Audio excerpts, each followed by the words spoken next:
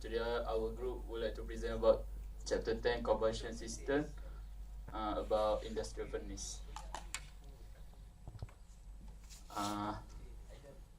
Industrial furnace.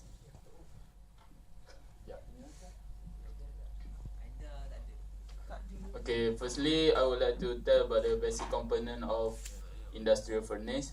Firstly, is firebox. Firebox is section of furnace that contains the burners and open flames. Okay, next is tubes. Located along the wall of firebox are corrosion tube and the convection tube are located in the roof of furnace, not in direct contact with burner flames. And then stack dampers. Stack damper is a channel where the combustion gases exit through and disperse at height in the atmosphere. Next is air shutters. Air shutters is the device that control primary or secondary airflow into the furnace. And finally, the fuel system. Complex network of lines that provide fuel gas and air to the burner. Okay.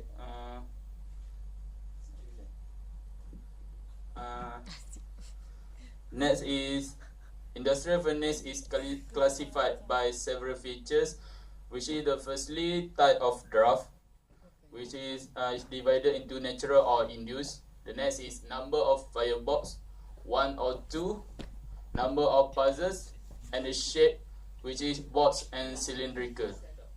And then I will pass to Yana. Next, we move to the box furnace. Box furnace takes its name from square or rectangular design heating unit. It is best suited for oil firing. The burners can be located on the side or end of furnace.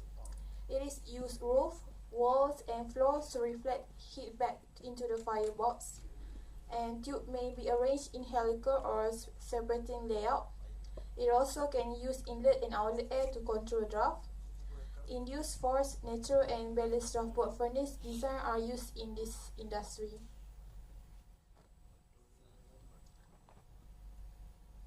Next slide, we pass to Vika.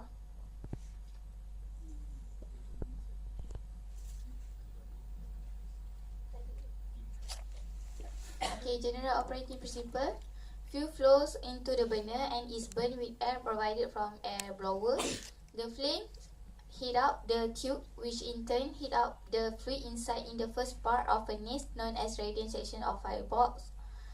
In the combustion chamber, the heat transfer by radiation to tubes around the fire in the chamber. The heating fluid passes through the tubes and is thus heated to the desired temperature.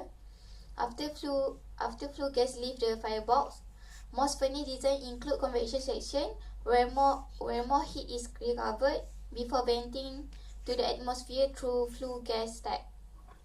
The heated fluid is then recirculated around the whole plant to heat exchanger to be used wherever heat is needed.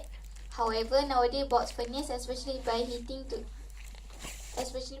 the desired temperature by conduction, convection, or black body radiation from electric resistant element, and no combustion in the temperature control of system.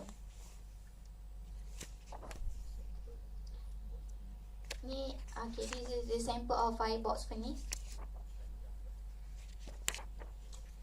That's all from us. Okay, we proceed with video.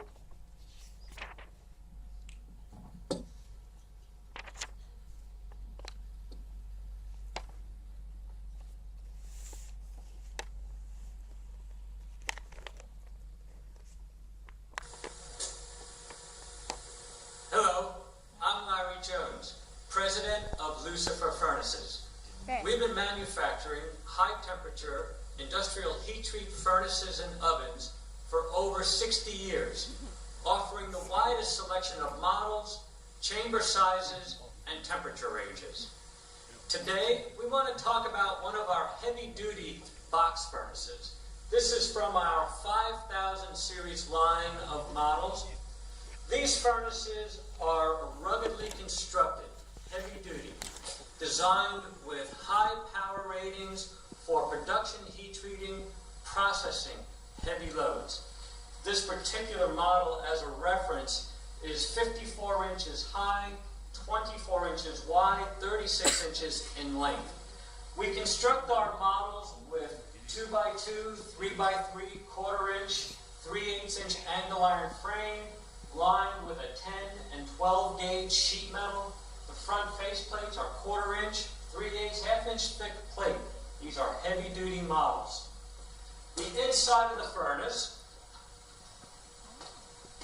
is designed with heating elements on the side walls, door, and back wall. On our even larger models, we put heating elements in the floor of the chamber. Our heating elements, again, use a heavy gauge coil wound heating element, 10, 11, 12 gauge wire. The wires are held in plates which are removable. If you do need to replace a heating element, slide out the plate. We will send you a new plate, slide in the new plate, you're back up and going. You do not have to change any of the insulation in order to replace a heating element. The chamber is lined with a 4.5 inch thick layer of fire brick, backed up with a 2.5 inch layer of mineral wool. This provides a great heat storage and keeps the outside shell temperature low. The floor of the chamber is lined with hearth plates to protect the floor insulation and supports the workload. A heating element is located in the floor of the chamber on the larger heating elements, on the larger furnaces as well. A micro switch shuts off the power to the heating elements when the door is open. This particular customer wanted a double pivot door. On our larger furnaces, we usually provide a vertical lift door, which can be a manual or a air-operated type door. All of our furnaces are standard equipped with Honeywell digital temperature controls. We do provide additional options such as programmers, timers, recorders, and other types of door arrangements. Bringing your heat treating in-house will help save on your minimum lot charges from your commercial heat treater, saves on your turnaround time, helps you gain better control over your production in shop, as well as the quality of your product. The return on investment will be surprisingly quick.